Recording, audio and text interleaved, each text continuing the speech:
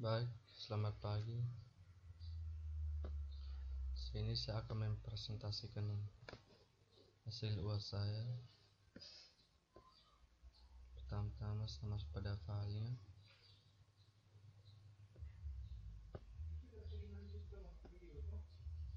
Saya membuat makalah tentang analisis antarmuka dan berbasis web.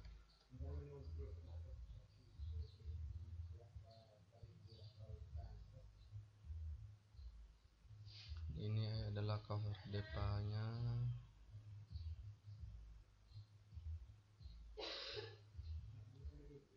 Dan ini adalah daftar isi.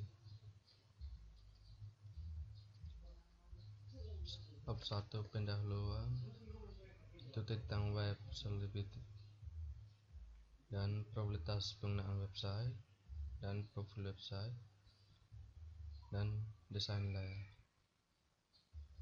Dan pembahasan 2 tentang banner, menu screen dan button, layar menu, dan coding. Sampai penutupnya kesimpulan dan saran. Ini adalah bab satunya, website usability. Website ini adalah salah satu faktor penting dalam mengembangkan sebuah web. Pengembangan yang harus kita memahami prinsip-prinsip usability sebelumnya mengimplementasikan pada sebuah web. Menurut Jacob Nielsen, usability adalah sebuah atribut kualitas yang menilai tingkat kemudahan user interface. Untuk menggunakan usability juga mengacu kepada metode untuk meningkatkan kemudahan penggunaan selama proses perancangan. Dan yang ke-1, learning usability. Learning menjelaskan tingkat kemudahan penggunaan untuk memenuhi teks-teks dasar ketika pertama kalinya merasa memiliki penggunaan hasil perancangan. Dan yang B,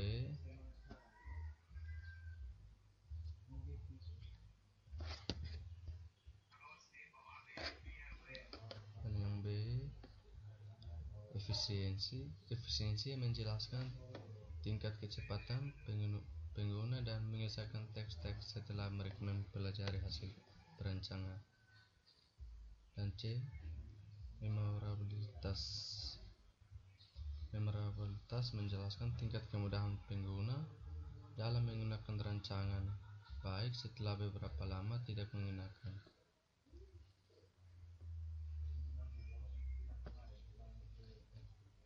Dan D, error menjelaskan jumlah error yang dilakukan oleh pengguna, tingkat kejanggalan terhadap error, dan cara memperbaiki errornya.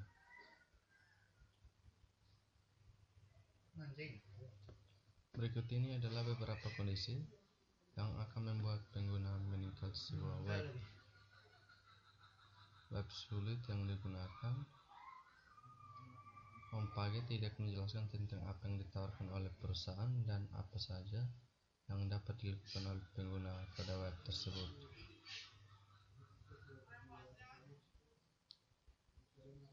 Dan yang probabilitas pengguna web, analisis terhadap web anti-regresani grup yang terlambat dilakukan dengan menganalisis penetapan kaidah web usability berdasarkan pada buku probabilitas web usability karangan Jacob Nielsen. Di dalam buku ini ada 12 poin penting yang harus dicermati dalam menjelaskan dan membangun sebuah web, yaitu nothing to hide.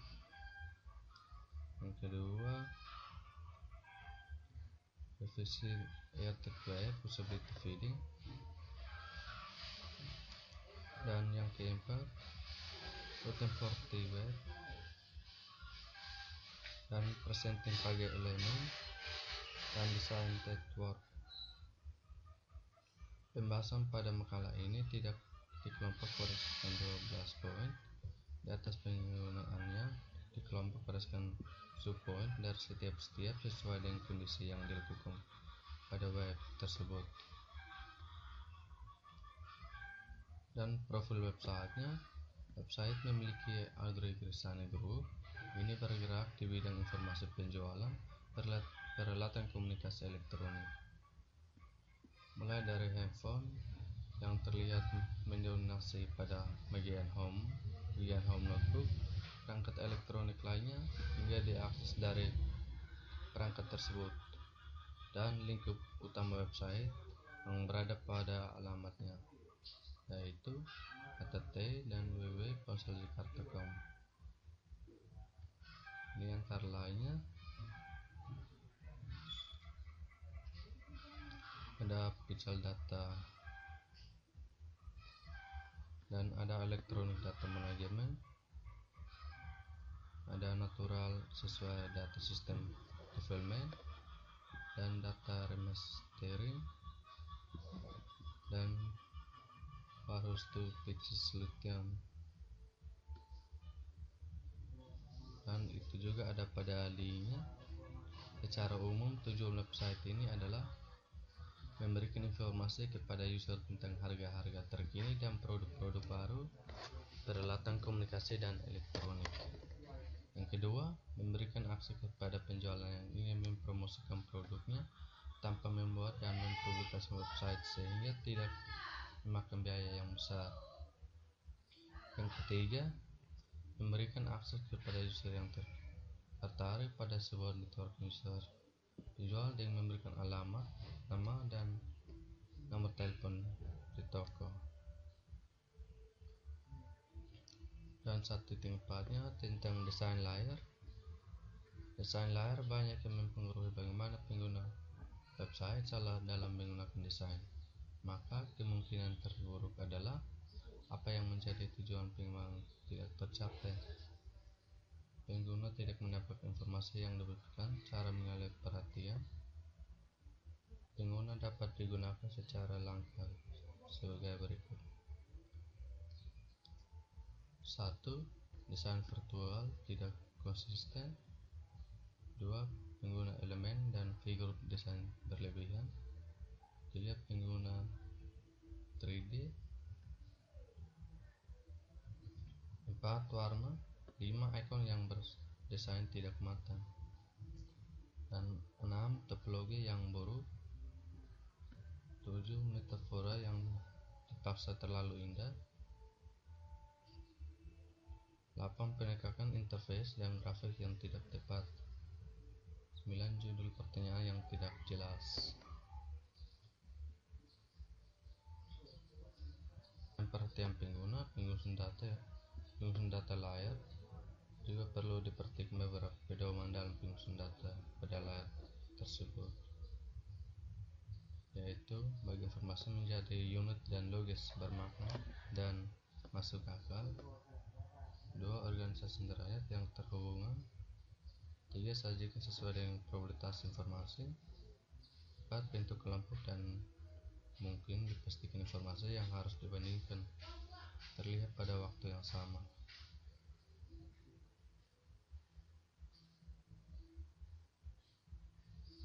Dan bab 2-nya ada pembahasan tentang Bonner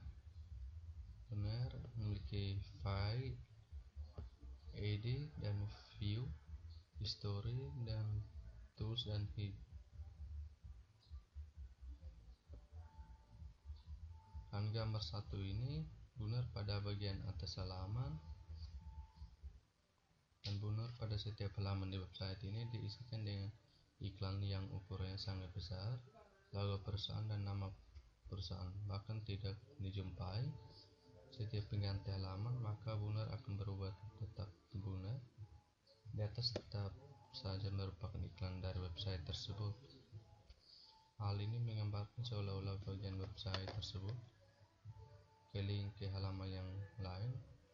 Logo yang dinamakan perusahaan merupakan identitas utama sebuah website.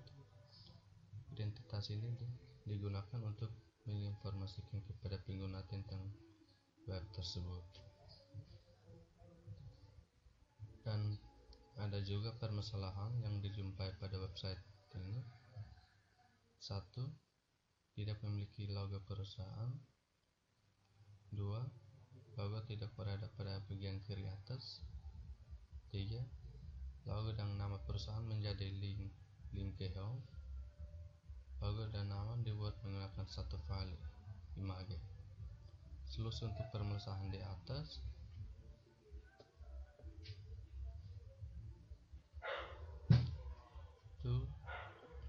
Logo perusahaan yang ditempat pada bagian kiri atas karena telah menjadi konvensi umum.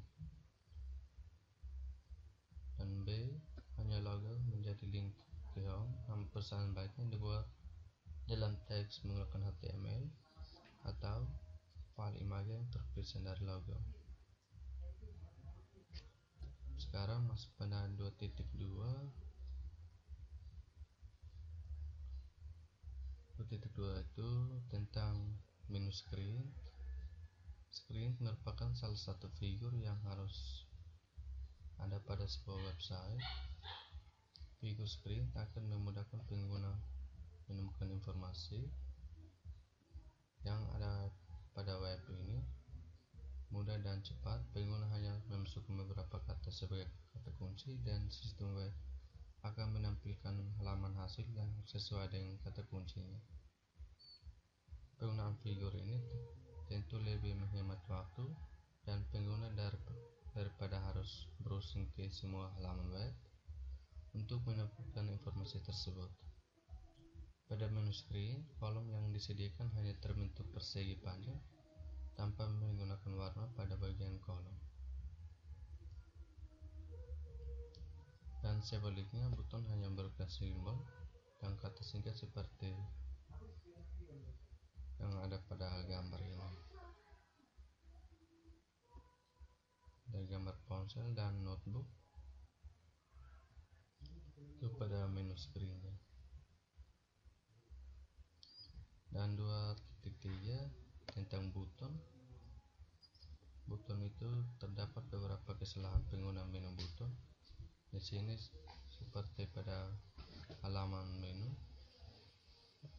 Termurah hari ini diberikan ikon bandrol harga. Ini dijelaskan tidak seperti ikon buton yang digunakan biasanya jika mouse diarahkan pada bagian tersebut.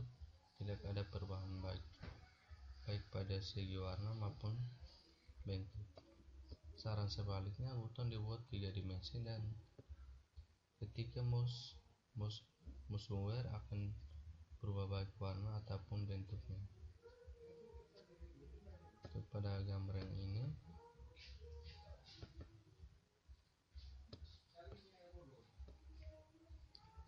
nomor 3 gambar buton yang salah. Dan 2.4 itu tentang daftar menu.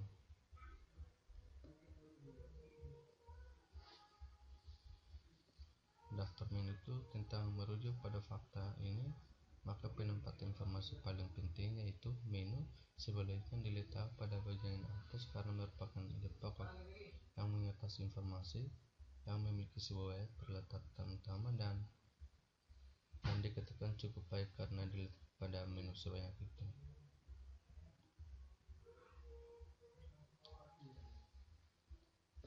Dan pada daftar menu yang tersedia umumnya sudah baik, namun masih dijumpai dengan beberapa kekurangan pada sebagian kelompok menu. Kesalahan yaitu tidak berurutan secara alfabetis. 2. Menggunakan gambar pelengkap yang tidak bisa ke link ke halaman yang dituju. 3. Terlalu banyak menggunakan variasi batchcode atau pengelompok yang tidak jelas klarifikasinya.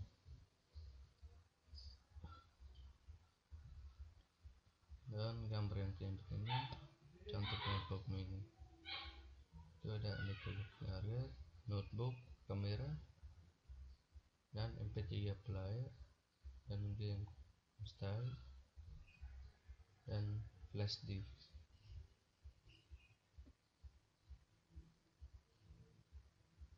2.5 tentang font and coloring.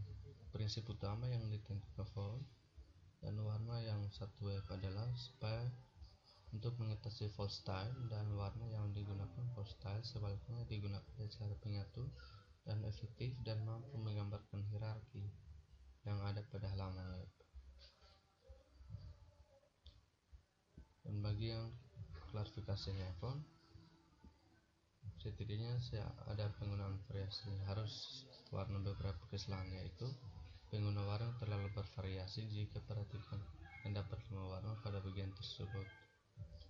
Pengguna huruf yang tidak pada bagian atas dan cenderung menggunakan huruf kapital semua, namun pada lihat toko itu dan sebaiknya pengguna huruf yang berubah.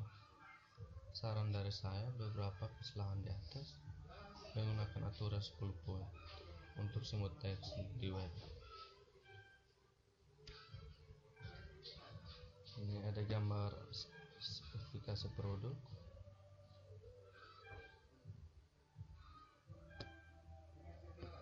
Dan Nokia 5700 flash baru 6 bulan dengan harga maksimal 1.975.000.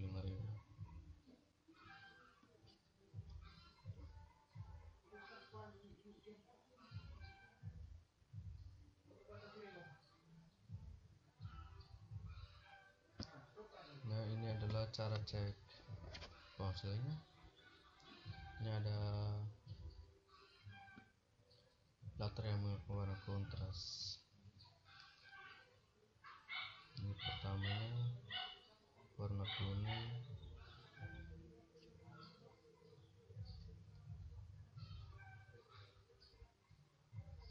dan 2.8 tentang screen lithium. Salah satu hal yang penting harus diperhatikan oleh pengembang web adalah mengenai lebar web, laman web, statistik dan menu pembawa. Kebanyakan komputer yang pengguna saat ini memiliki resolusi 800 x 600 atau 1024 x 768 pixel. Kecenderungan saat menu pembawa resolusi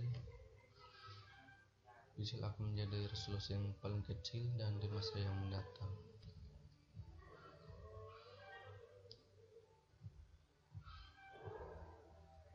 Dan sekarang masuk pada breakthrough yang digunakan untuk menginformasikan kepada pengguna mengenai posisi mereka saat ini. Dengan menggunakan breakthrough, pengguna juga dapat melihat penting yang telah dilalui sampai sekarang di posisi saat ini, sehingga pengguna dengan mudah datang ke laman sebelumnya pada web yang memiliki. Dan ini ada gambarnya, menu from you, itu tentang halaman tanpa brunder.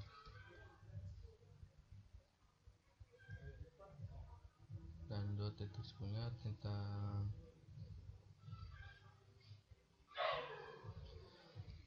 relative spectivism.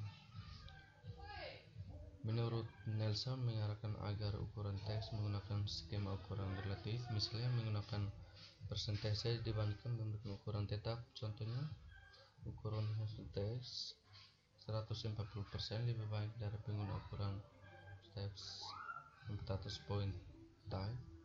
Jika ukuran yang digunakan adalah ukuran 140%, maka info yang akan tetap terlihat lebih besar dari teks yang lain sehingga menggunakan perusahaan tampilan teks. Dan ukuran teks akan menggunakan yang ditulis pada file CSS. 2 titik selanjutnya tentang pengguna white space. White space adalah bagian halaman web yang tidak memiliki teks atau ilustrasi apapun. White space sangat penting dalam perencanaan halaman web karena memudahkan pengguna untuk proses informasi dengan baik.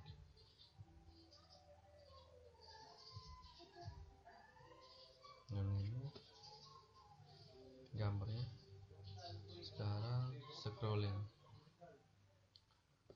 ini Pengguna web kebanyakan malas untuk melakukan scrolling, dan kalau itu pun scroll, maka mereka hanya melakukan sedikit saja, 1 kali 2 kali scrolling web ini, dan cukup baik dalam pengguna scrolling karena yang membutuhkan 1 kali scrolling untuk menulis sebuah informasi dan setiap halaman web. Dan kita bahas tentang teks image.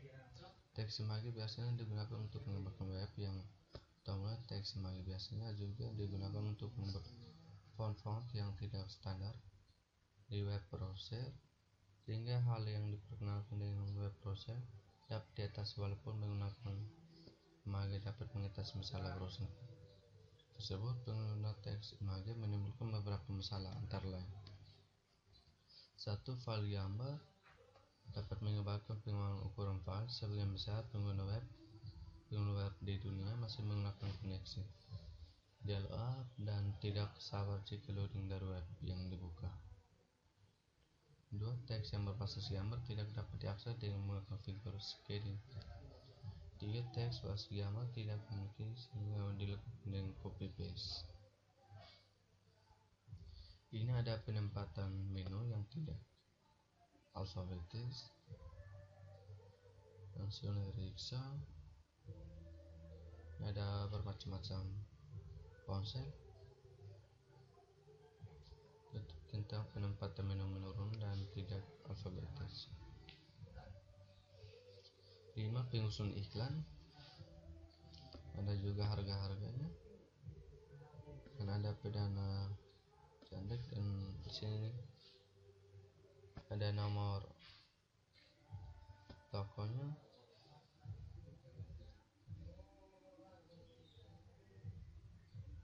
dan bab 3 tentang penutup, yaitu kesimpulan web usability adalah salah satu faktor yang penting mengukir sebuah web.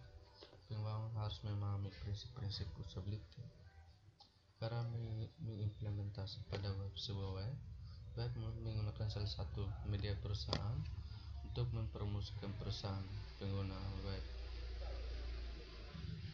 Dan saran saya, makalah diharapkan menjadi bahan masukan bagi pengembangan untuk mengembangkan web audio yang lebih perhatikan faktor-faktor usability. Dan mungkin ini saja presentasi saya. Sekian dan terima kasih.